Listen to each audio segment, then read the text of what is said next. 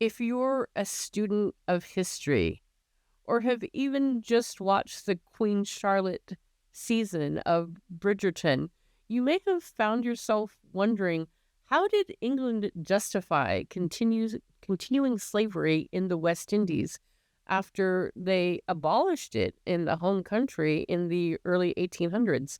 It took another generation and a little bit more for them to actually do the same thing in the West Indies. How did they reconcile this moral dichotomy?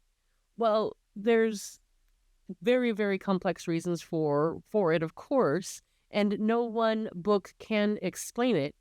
But just today, and I'm so happy this book showed up today during Black History Month, just today on Project Gutenberg, a book has been published that was originally published in 1827, which is one member of Parliament's essentially, trying to explain why we should continue slavery in the West Indies, even though we don't do it at home.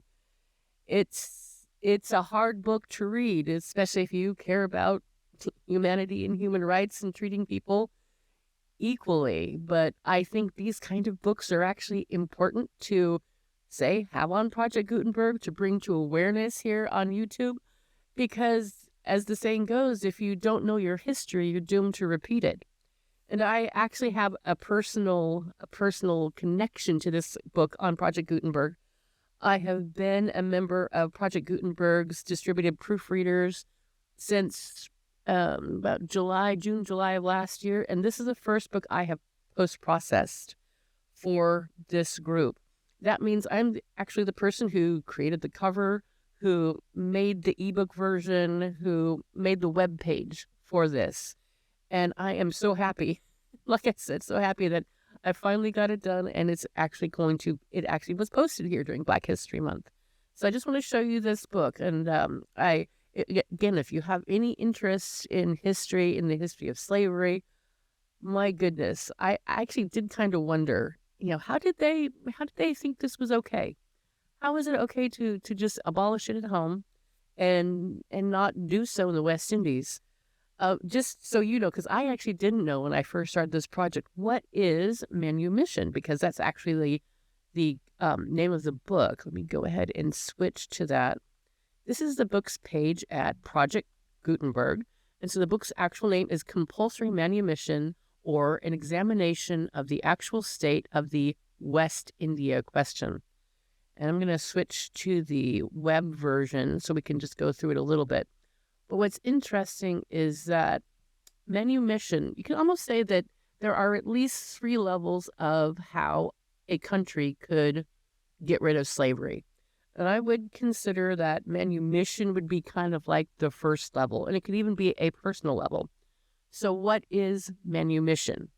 That is when the slave owner decides to free a slave or slaves.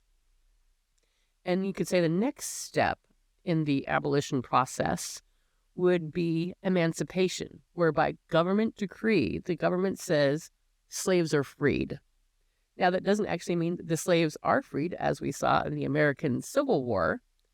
And then I would say the final level of abolition is actual abolition, where we say that slavery is illegal. It is no longer a law of the land.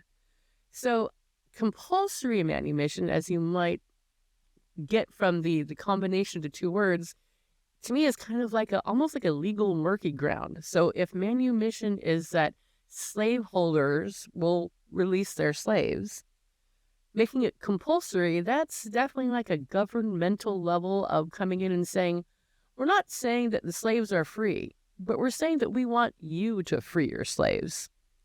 And so that's what this book discusses. Like I said, this book was published in 1827. The author was a member of Parliament.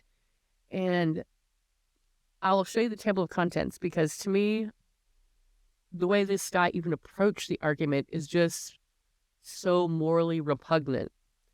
All right, so let's scroll down so you can see that. So here's the table of contents. And this is actually a pretty brief book. It's only about 95 pages. I imagine it was kind of like a pamphlet back in the day. The first thing he has us read about is that the West India part, the essentially the political party, the members of parliament who were from West India, but they were Englishmen, that they were just treated very poorly by Parliament. So that's his first screed about it. But then as he's looking at like what should we do with this, the very first thing that he focused on, the first main chapter that focused on it is not, like I said, I can't tell you morally repugnant, but is about the infringement of the rights of property. So that was the first thing they were cared about, was that, oh, if we tell the slave owners to release their slaves, we're infringing on their rights of property, and they won't be able to make money. And oh my goodness, it's just so wrong on so many levels. And then the further justification in their heads is this part: injury to the well-being of slaves. Like basically, they saw if they let slaves go, they just thought it was going to be bad for them because of all the things that could happen if they did this. And it was just saying, like, they won't do this, it won't be virtuous, it'll be debauchery. I mean, the way that they saw this, it's frightening. And then it looks like how will the colonies themselves be safe? And then he tries to look at what are any precedents in the area. And like I said, if you're a student of history, care about how we've treated each other over time, to me, it's a small book, but it's an important book to understand. This isn't just a way that one person justified it to himself and tried to justify it to his colleagues to make what he wanted to happen.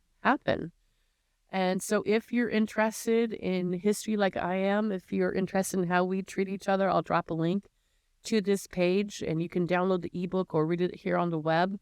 But I think this is an important but small piece of history to maintain, so that we hopefully never do this kind of thing again, or reason to ourselves why morally repugnant things are actually okay. All right. Thank you so much for watching, and I'll see you again here on For the Love of Old Books.